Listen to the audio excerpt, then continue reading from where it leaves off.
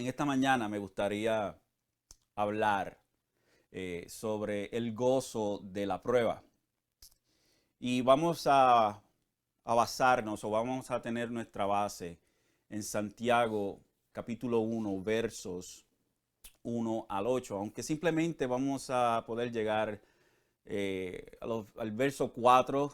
Es mi esperanza que podamos llegar más allá, pero no tengo mucha confianza en mí. Y pues lo más seguro llegamos simplemente al 4, pero me gustaría que leyéramos desde el verso 1 hasta el verso 8.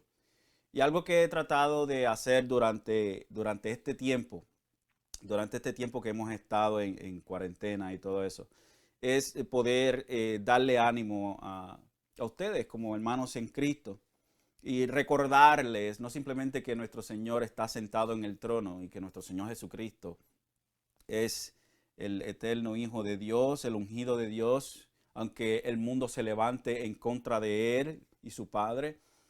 He tratado de recordarles que solamente en Dios nosotros podemos encontrar ese amor que sobrepasa todo entendimiento, que Él ha derramado sobre nosotros un gran amor. He tratado de presentarles o de enseñarles de que nuestro Jesucristo es el gran servidor, aunque nosotros le servimos a Él. Él nos enseñó a nosotros a cómo servir aún durante el tiempo difícil. También me complazco en haberles presentado el hecho de que nosotros como creyentes, una vez que hemos entendido aquello que se ha hecho por nosotros, cómo es que nosotros como creyentes debemos vivir nuestras vidas. A la luz del hecho de que Dios nos ha dado vida nueva a nosotros, a la luz del hecho de que Dios nos ha salvado, cómo es que nosotros debemos vivir nuestras vidas. Todos estos sermones, 5 o 6 sermones que hemos dado, todos están entrelazados tratando de ayudarnos a nosotros como creyentes, a cómo nosotros debemos no simplemente pensar, pero también cómo vivir en medio de esta circunstancia. Y hoy no es diferente. Hoy quiero continuar esa línea en Santiago capítulo 1, versos 1 al 8. Mi esperanza verdaderamente es que, hermanos, nosotros entendamos bien claro lo que Dios está haciendo en nuestras vidas durante situaciones que son adversas para nosotros o situaciones que nosotros percibimos como adversas. Santiago capítulo 1 versos 1 al 8 dice: Santiago, siervo de Dios y del Señor Jesucristo, las 12 tribus que están en la dispersión, saludos. Tened por sumo gozo, hermanos míos, el que os halléis en diversas pruebas, sabiendo que la prueba de vuestra fe produce paciencia, y que la paciencia tenga su perfecto resultado para que seáis perfectos y completos sin que os falte nada. Pero si alguno de vosotros se ve falto de sabiduría, que le pida a Dios, el cual da a todos abundantemente y sin reproche, y le será dada. Pero que pida con fe, sin dudar, porque el que duda es semejante a la ola del mar, impulsada por el viento y echada de una parte a otra. No piense pues ese hombre que recibirá cosa alguna del Señor, siendo hombre de doble ánimo, inestable en todos sus caminos. Amén. La epístola de Santiago, la carta de Santiago, es una de esas epístolas que a través de la historia de la iglesia ha sido un poco controversial en los ojos de muchos que no entendían el propósito de Santiago. Santiago no nos está enseñando a nosotros, contrario a la opinión de otras religiones. Santiago no nos está enseñando a nosotros a cómo nosotros podemos ser salvos a través de las obras. Más bien, Santiago nos enseña a nosotros que la fe del creyente es una fe que camina, es una fe que se ve. Que si nosotros decimos ser creyentes, nuestras obras deben ser compatibles con nuestra profesión de fe. En otras palabras, que la fe no es sola. nosotros somos salvos por fe en Cristo Jesús solamente. Sin embargo, cuando nosotros venimos al Señor a través de Jesús, nosotros entramos a una vida nueva, entramos a nuevas cosas que antes no hacíamos.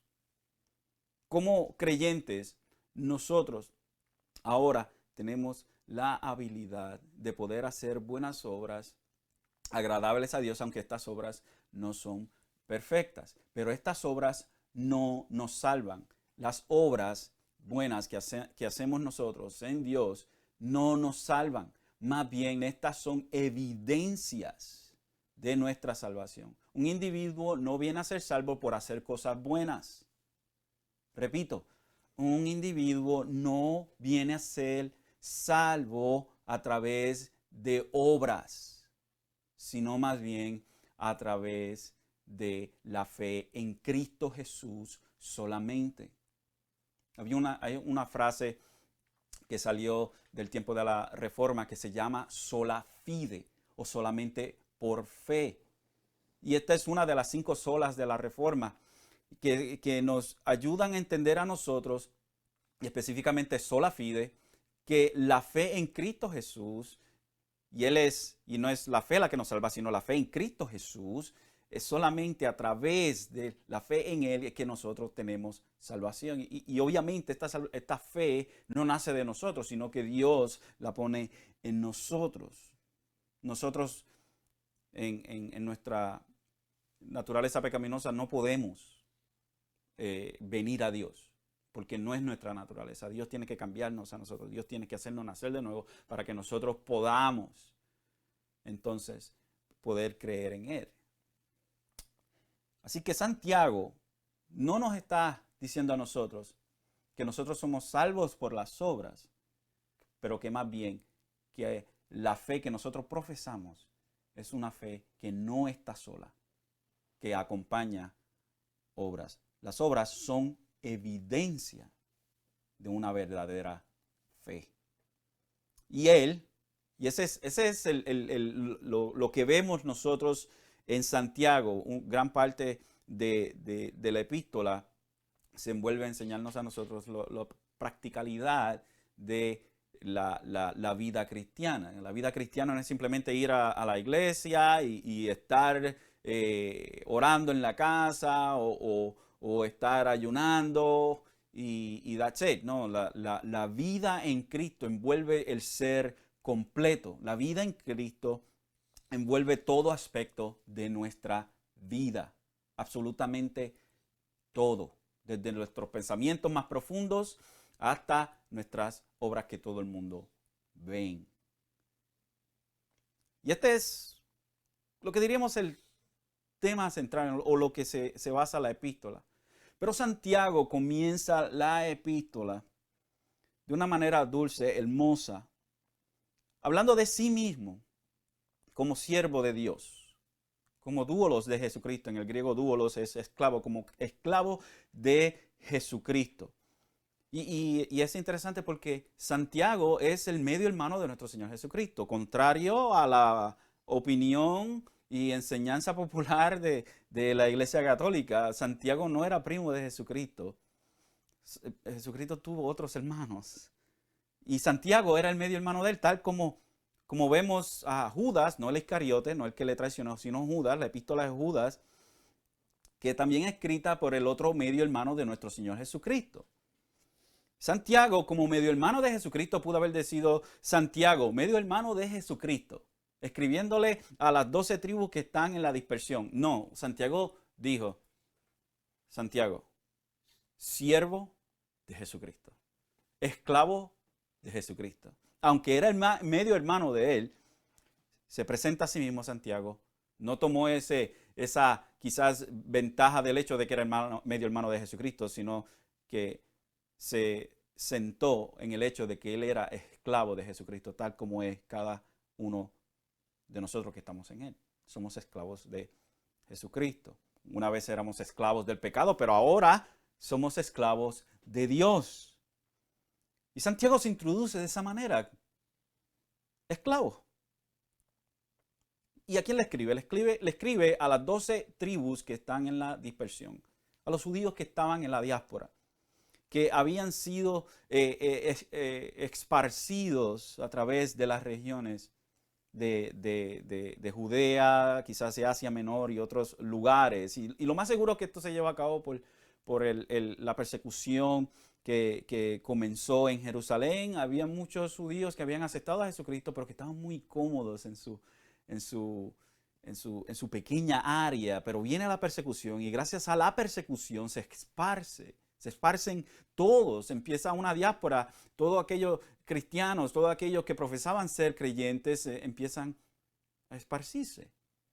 Y es a estos hermanos a quien les escribe Santiago, hermanos que son judíos de nacimiento, pero que habían venido a creer en Cristo Jesús.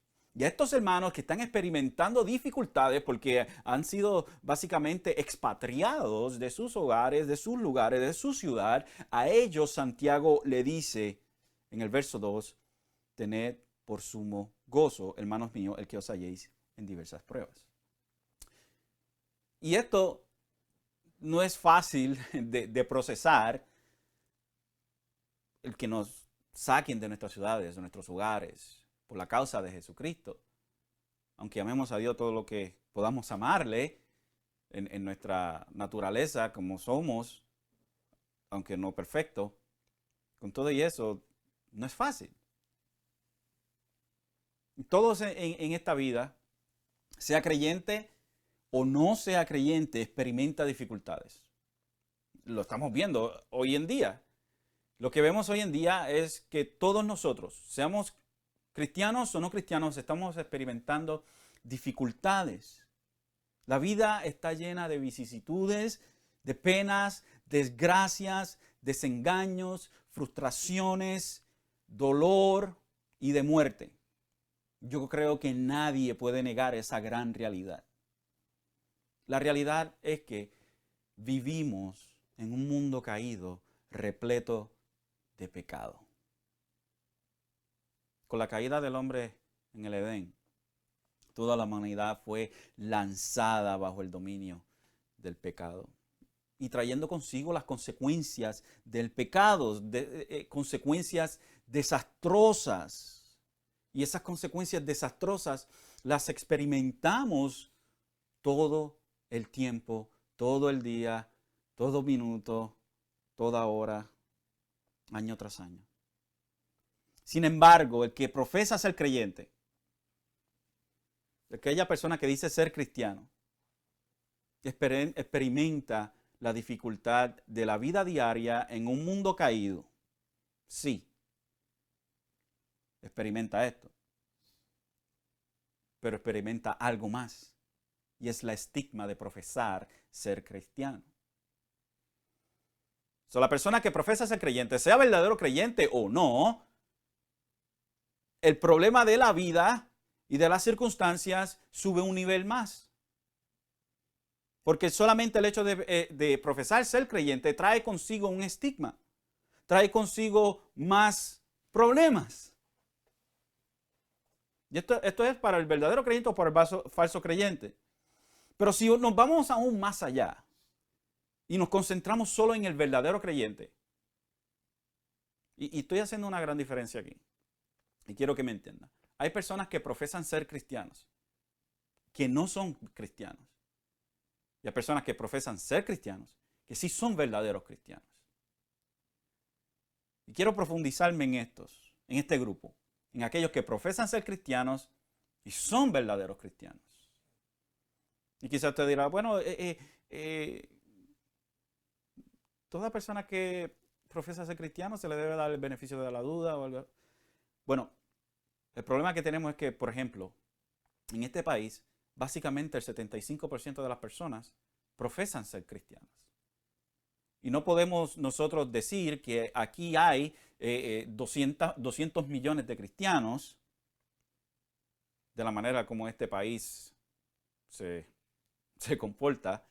No podemos decir tal cosa. Hoy en día cualquier persona puede decir que es cristiano, no importa quién es. Aún sectas que son claramente sectas que predican un evangelio falso, se llaman cristianos. Nosotros no lo consideramos cristianos porque la Biblia y nuestro Señor no lo considera cristiano porque están predicando un evangelio falso. Me concentro en aquellos que sí son creyentes, que profesan ser creyentes y que son verdaderos creyentes, no simplemente una profesión de boca. Debemos a este grupo añadirle un grado de más difícil, de dificultad. Y esto es las pruebas que vienen para refinar la fe. Pruebas que vienen de parte de Dios, que en la superficie parecen ser una desventaja, pero que en realidad son un regalo de Dios que resulta para nuestro beneficio.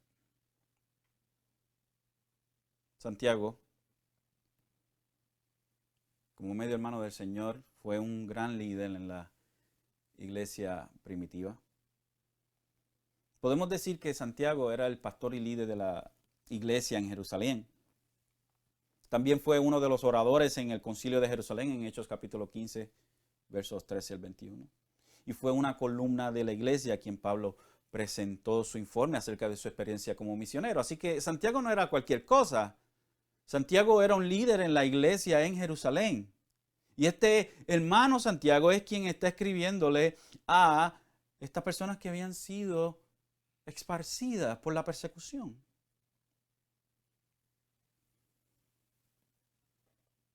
Santiago no está hablando como una persona que no sabe lo que está sucediendo, pero como una persona que está experimentando las mismas circunstancias de sus hermanos.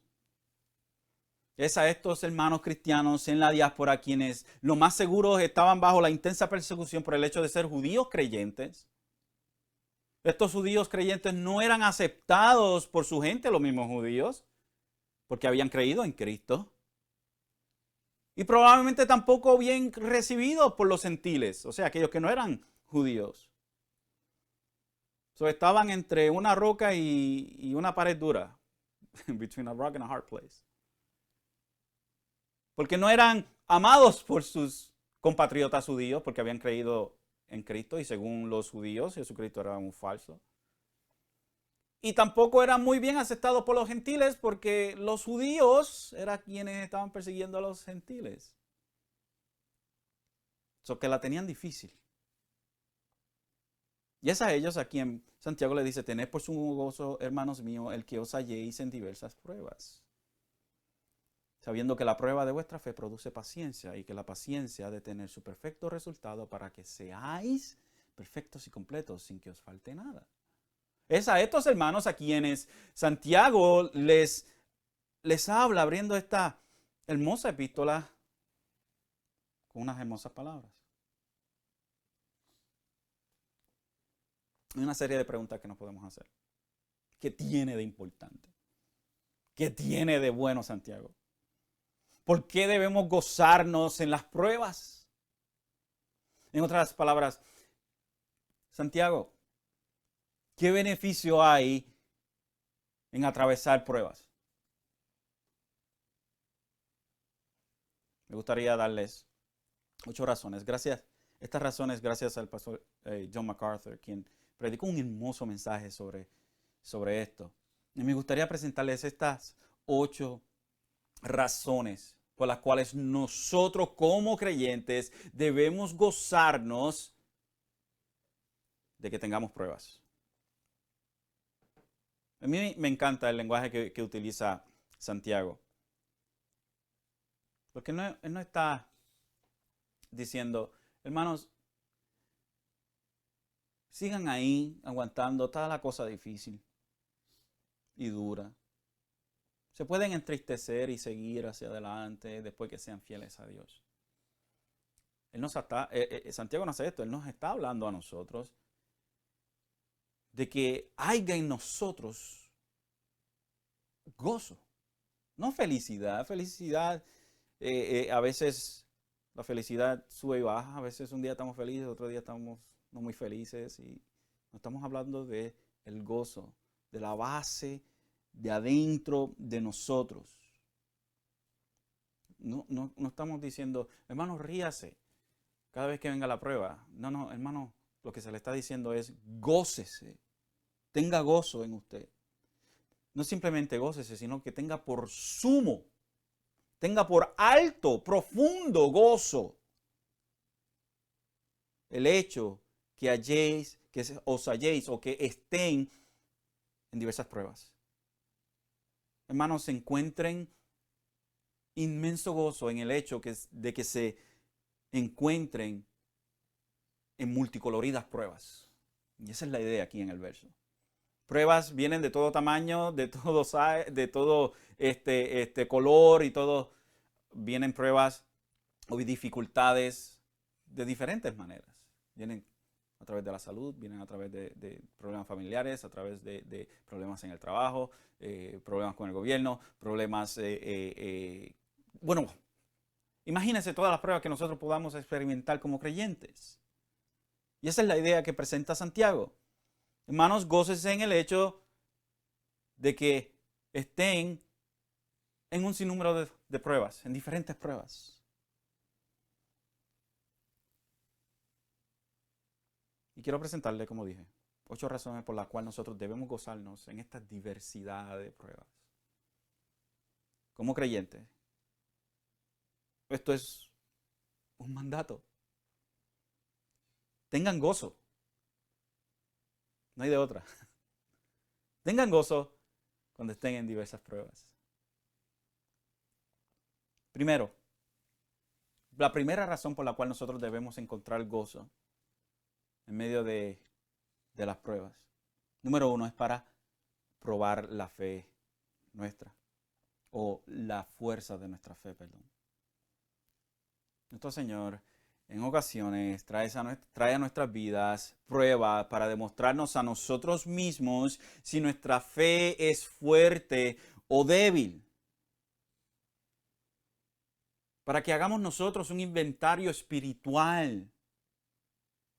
Una persona cuando llega la dificultad, cuando llega el problema, cuando llega el momento difícil y se vuelve amargo y se vuelve rencio y se vuelve quejoso, demuestra una fe débil.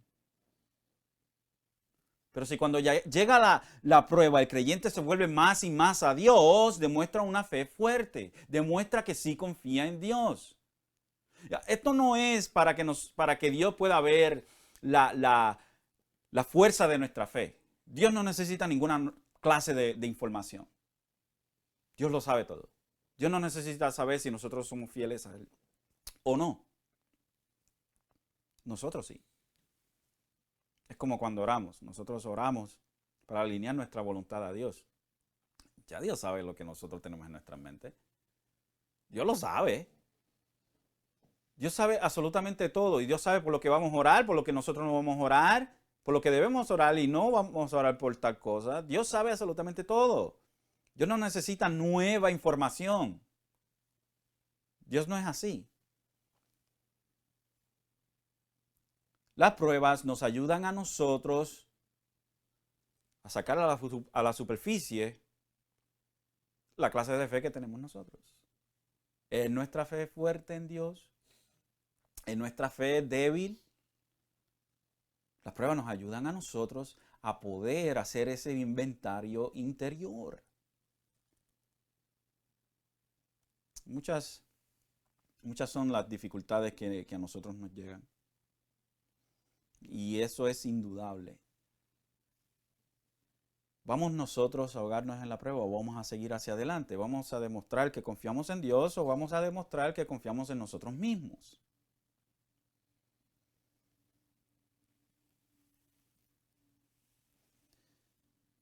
En Éxodos 16:4,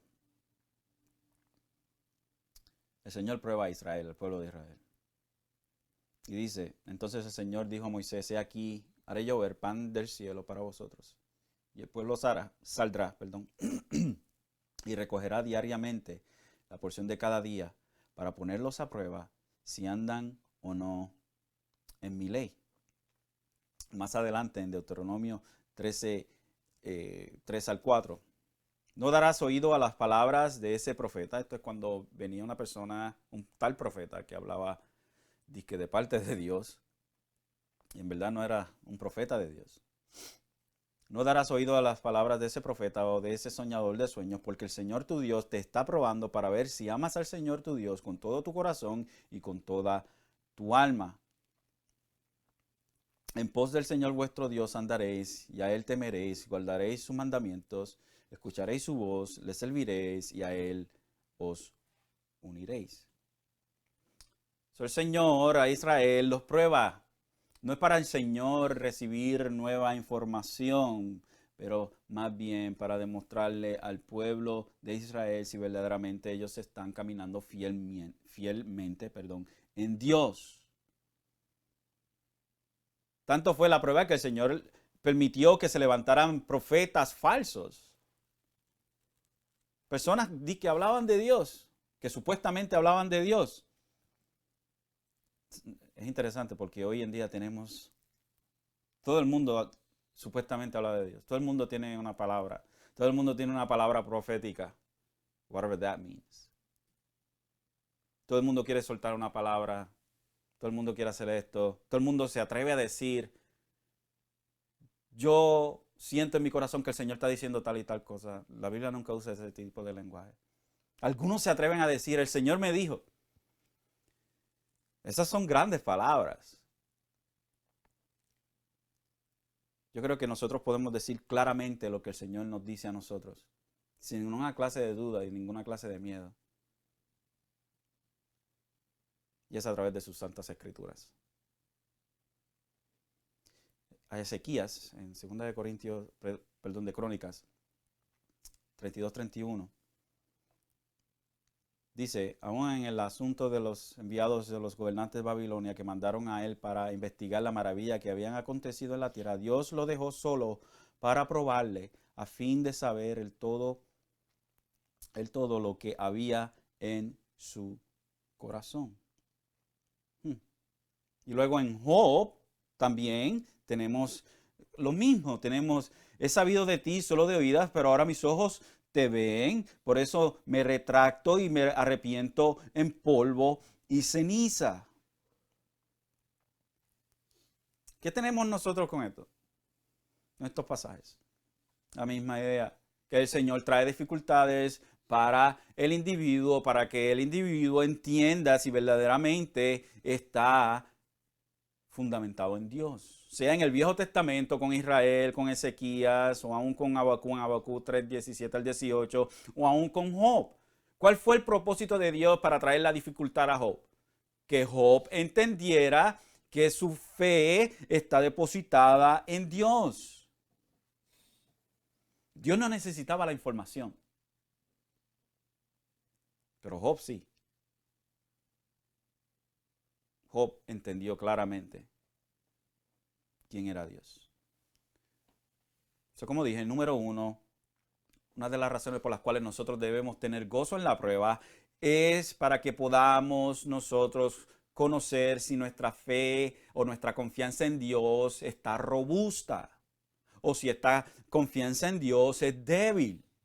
Es para nuestra información, es para nuestro inventario interior, nuestro inventario, para hacer un inventario espiritual. Número 2, segunda razón por la cual las pruebas son beneficiosas y por las cuales nos debemos gozar, para humillarnos. En ocasiones, las pruebas vienen para recordarnos a no dejar que nuestra confianza en Dios se convierta en presunción o autosatisfacción espiritual. Mientras más grandes son nuestras bendiciones, más el enemigo trata que miremos a nuestros propios logros en vez de mirar a los logros de Dios. Hermanos, podemos volvernos orgullosos y gloriarnos en nosotros mismos. De todas las cosas que Dios nos da a nosotros, podemos gloriarnos a nosotros mismos. El mismo Pablo en 2 Corintios 12:7 dice, y dada la extraordinaria grandeza de las revelaciones, por esta razón, para impedir que me enalteciera, me fue dada una espina en la carne, un mensajero de Satanás que me abofetee para que no me enaltezca. Y esa es la realidad para cada creyente. En ocasiones, el Señor tiene que traer las pruebas para que las pruebas nos abofeteen a nosotros. Para que no confiemos en nosotros mismos, para que no creamos que nosotros somos la última botella de agua en el desierto.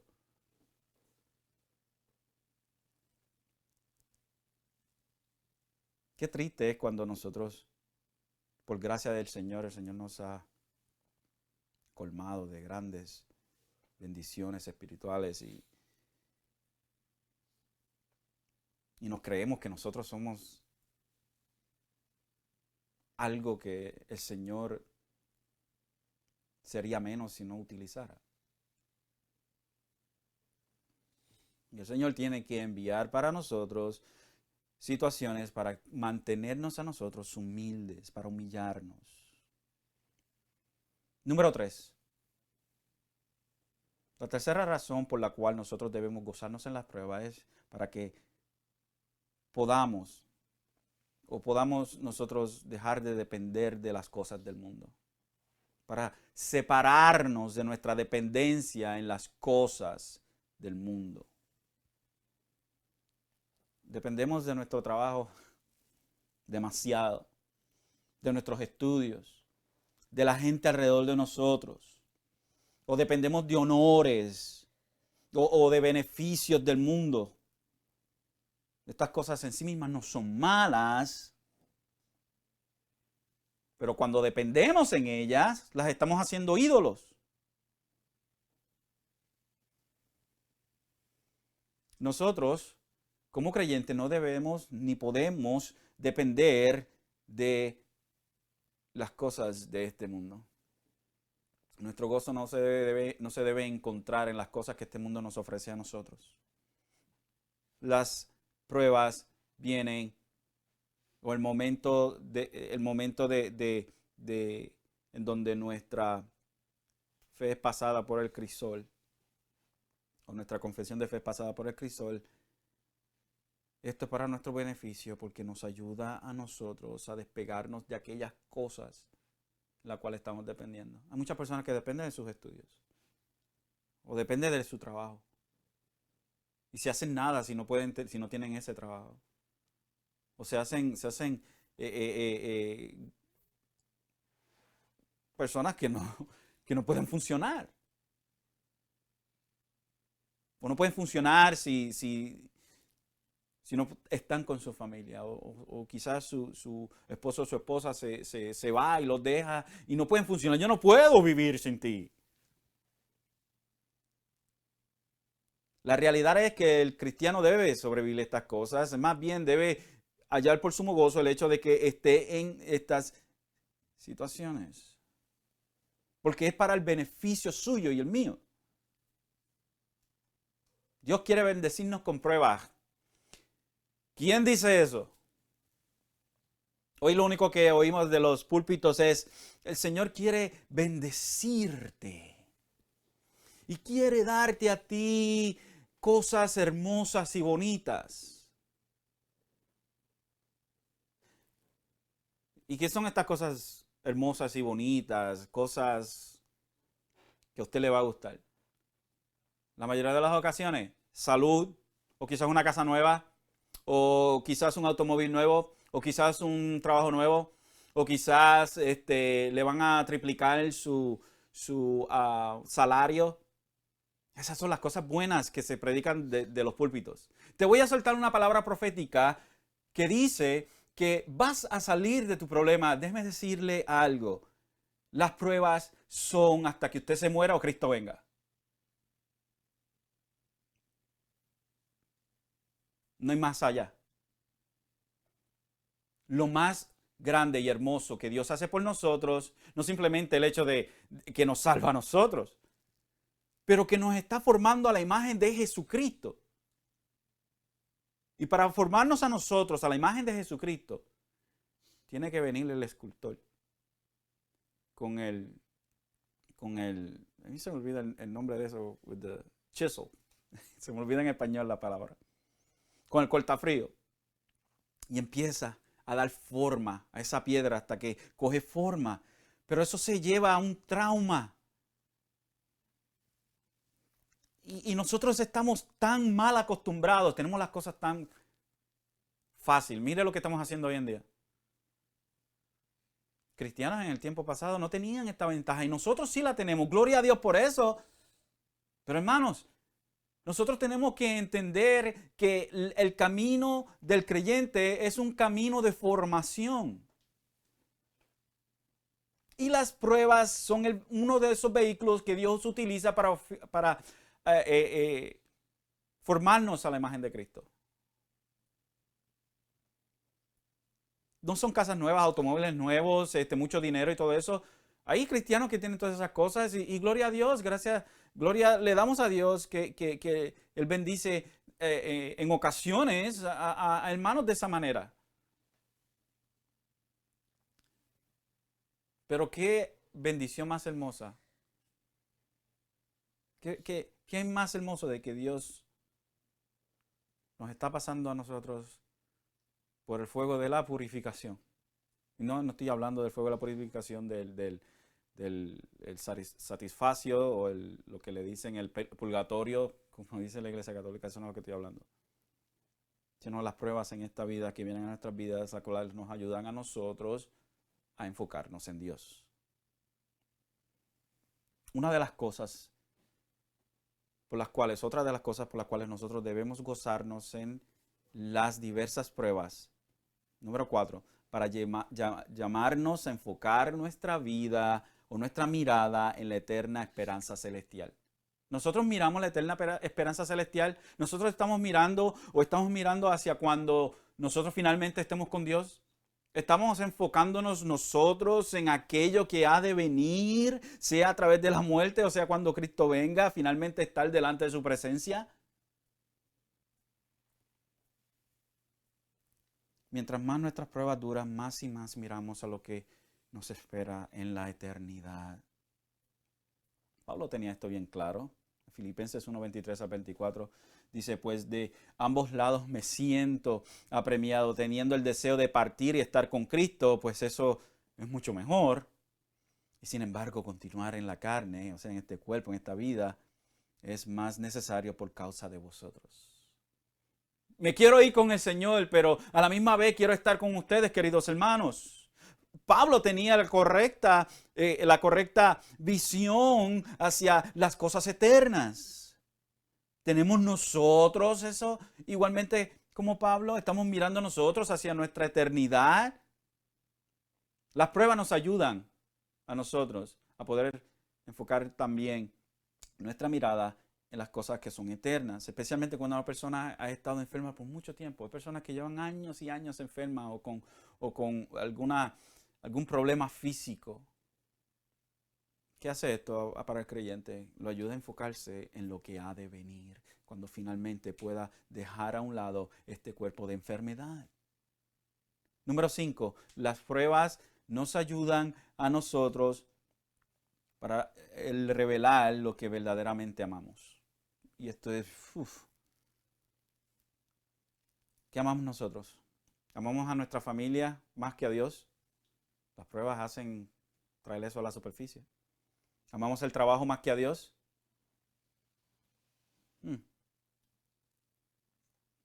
Tenemos que tener sumo cuidado de que amemos todo menos a Dios. Tenemos a Dios en el último lugar. Cada uno de nosotros en ocasiones experimentamos esto. Damos prioridades a otras cosas en vez de a Dios. Las circunstancias difíciles nos ayudan a nosotros a revelar lo que verdaderamente amamos. Y hoy en día nosotros amamos mucho nuestros trabajos y no sabemos qué hacer si por causa de esta pandemia seamos despedidos de nuestros trabajos. O si algún familiar de nosotros se enferma y desgraciadamente muere. Se nos enseña a nosotros a través de las circunstancias difíciles, de las pruebas.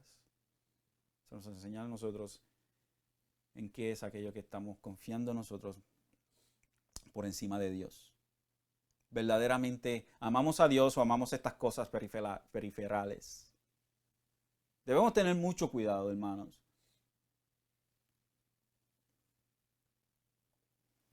El Señor le dijo a sus discípulos, ¿Cuál era el gran mandamiento? ¿Qué es aquello en donde debe estar nuestro amor?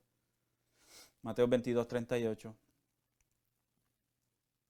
El Señor Jesucristo dijo, o uno de los discípulos preguntó, Mateo 22:36, Maestro, ¿cuál es el gran mandamiento de la ley? Y él le dijo, amarás al Señor tu Dios con todo tu corazón y con toda tu alma y con toda tu mente. Este es el grande y el primer mandamiento. Y el segundo es semejante a este, amarás a tu prójimo como a ti mismo. De estos dos mandamientos depende toda la ley y los profetas. La ley y los profetas se resumen en estos dos mandamientos. Amar al Señor con todo lo que tienes y a tu prójimo como a ti mismo. Ese debe ser, hermanos, nuestra prioridad, amar a Dios. Número 6, para valorar las bendiciones de Dios. Valoramos lo que Dios nos ha dado a nosotros, somos agradecidos de Dios. Dios nos ha dado a nosotros toda bendición espiritual. Nos ha dado su gracia, nos ha dado su fe, nos ha dado la fe, también nos ha dado su espíritu, nos ha dado a su Hijo, nos ha dado una vida nueva y una vida eterna y nos ha dado las escrituras. Nosotros estamos apreciando esto. Las circunstancias difíciles nos ayudan a nosotros a poder apreciar todas estas bendiciones que vienen de parte de Dios. Nótese que cuando digo bendiciones no estoy hablando de cosas materiales. Estoy hablando bendiciones que son para siempre. Bendiciones espirituales. Número 7, para desarrollar nuestra resistencia para hacer de mejor uso. El puritano Thomas Manson observaba correctamente que mientras todo está callado y cómodo, vivimos por nuestros sentidos y no por fe. El verdadero valor del soldado nunca se conoce en el tiempo de paz, pero en el tiempo de guerra. El soldado verdadero se ve durante la guerra, no durante el tiempo de paz. Debemos desarrollar nuestra resistencia. Y Dios hace eso en nosotros, utiliza el vehículo de las pruebas para ayudarnos a nosotros a resistir, a tener estamina. Y eso lo vamos a tocar más adelante, la semana que viene. Número 8, nos permiten ser de ayuda a otros en pruebas. Las pruebas que Dios envía a nuestra vida nos ayuda a nosotros a ayudar a otros que están en circunstancias difíciles como nosotros. El Señor le dijo a Pedro, en Lucas 22, 31 al 32, Simón, Simón, mira que Satanás os ha reclamado para zarandearos como a trigo. Pero yo he rogado por ti para que tu fe no falle. Y tú, una vez que hayas regresado, fortalece a tus hermanos. Ciertamente esto fue lo que sucedió.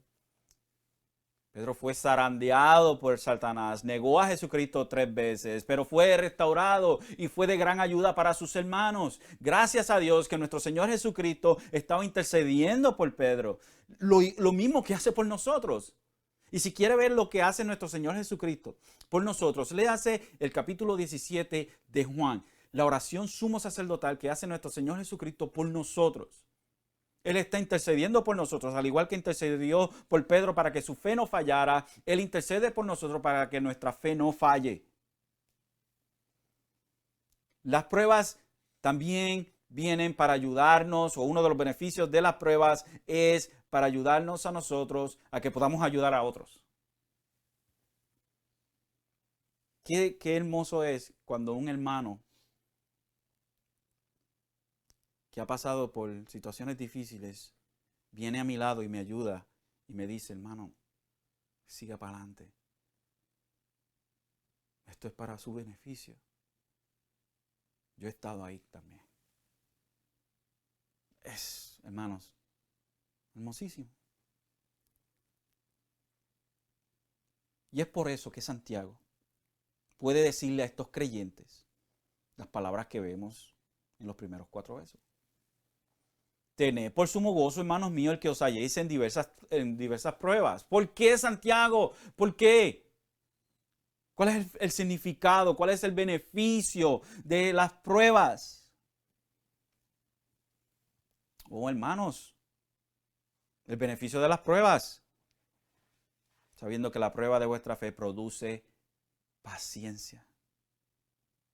Las pruebas producen estamina. Como cuando un corredor está entrenando para una carrera, tiene que tener estamina para poder llegar hasta el final. Las circunstancias difíciles producen en nosotros estamina. Dios nos está ayudando a nosotros a correr la carrera del creyente. Nos está entrenando a nosotros para que podamos llegar hasta el final. Y déjeme decirle una cosa. Todo verdadero creyente llegará hasta el final, porque Dios es su entrenador y Dios no ha perdido ni una sola carrera. El beneficio de las pruebas es que producen estamina, y esta estamina, a su vez, produce paciencia o produce madurez. ¿Cuál es el resultado perfecto de la paciencia?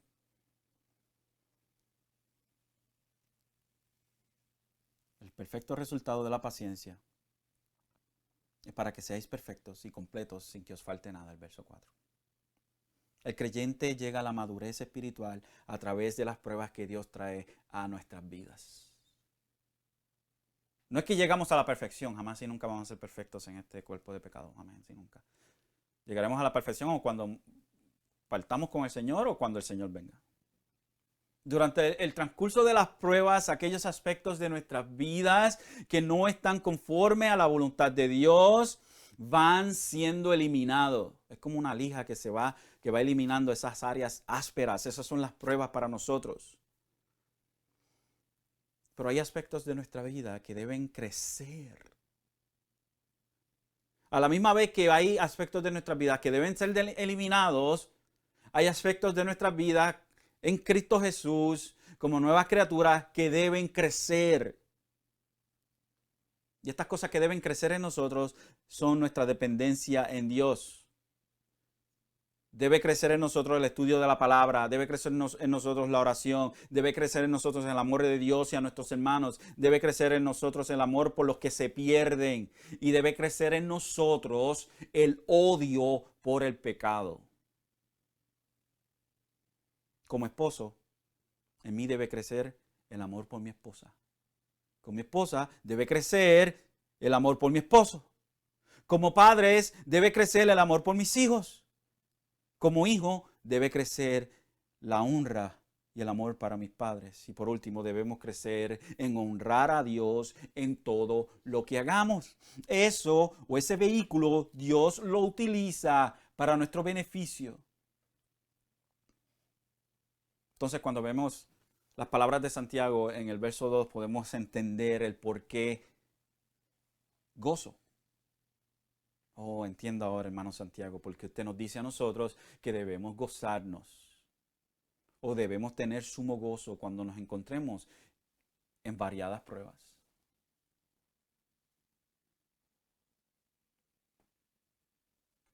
Ahora entiendo, hermano Santiago, el por qué las pruebas deben ser parte de nuestra vida. El gozo viene de una perspectiva escatológica. Cuando decimos escatológica son las cosas del fin. El gozo viene de una perspectiva escatológica. Vemos las pruebas no solamente como un proceso de refinación, pero también como un propósito final, el cual será consumado en el siglo venidero, cuando ya finalmente entremos en nuestra glorificación. Solo cuando la uva es aplastada y fermentada es que se produce el buen vino. Y solo cuando la oliva es aplastada es cuando obtenemos el mejor aceite. Termino con esto.